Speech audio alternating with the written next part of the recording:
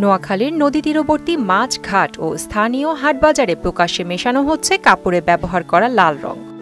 বেশি মেশানো হয় পোয়া, চিংড়ি, পাবদা সহ দ্রুত পচনশীল মাছে। মরা পচা নরম সাদা মাছে লাল রং মেশালে তাজা ভাব আসে, বেশি দামে বিক্রি হয়, তাই অসাধু ব্যবসায়ীদের এই কারসাজি। এছাড়া ড্রাম ভর্তি পানিতে লাইভ মাছ দীর্ঘ সময় জীবিত রাখার জন্য পানিতে ব্যবহার করা হয় অক্সিজেন নামের সাদা কেমিক্যাল। এই রংটা হলো সিঙ্গারের রং, এটা খাওয়া যায়। তো এই রংটা আমরা সেমা মাছের দিলে সেমা মাছের একটু কালার আসে। এটা হচ্ছে ওই যে ভোতর সাপে কিছু মাছ বিন্দির ভিতরে মানে সাদা হয়ে যায়, মাছ কিন্তু তাজা, এই কালার আসার জন্য মানে একটু হালকা রং মারে। মানে ফ্রেশ মাছ বোঝানোর জন্য মাছগুলো বেশি দাম।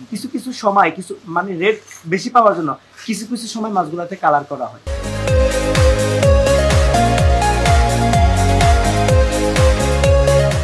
ক্ষতিকর রাসায়নিক রং ও কেমিক্যালযুক্ত মাছ ক্রয় করে উদ্বিগ্ন ক্রেতা সাধারণ, চান অসাধু ব্যবসায়ীদের দৃষ্টান্তমূলক শাস্তি।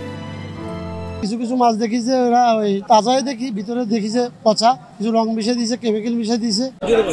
আসলে আমরা কি খাচ্ছি বা আমরা আমাদের ফ্যামিলিকে কি খাওয়াচ্ছি, আমার মনে হয় সরকারের এই ব্যাপারে মনিটরিং করা উচিত। এবং বিশেষজ্ঞদের মতে ধোয়ার পরও যায় না এ রং, রান্নার মাধ্যমে মানবদেহে প্রবেশ করে।